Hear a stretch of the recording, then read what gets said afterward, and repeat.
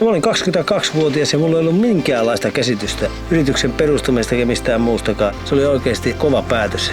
Palkata yksi mies oikeasti töihin. Se on rehti ja reilu ja se kyllä niin kuin palkitsee sitten tekijät.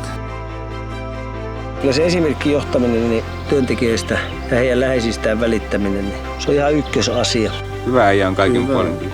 Ja nimenomaan se nöyryys.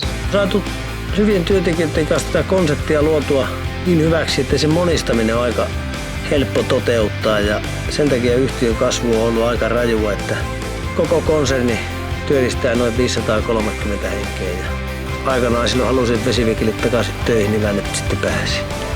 Tämänkin kokoinen firma, niin kuinka monen niin se perustajajohtaja on kato. Ei menestystarinaa yksi mies tee, että kyllä se on hyvät työntekijät ja ei tämä ole yhden miehen tekemää.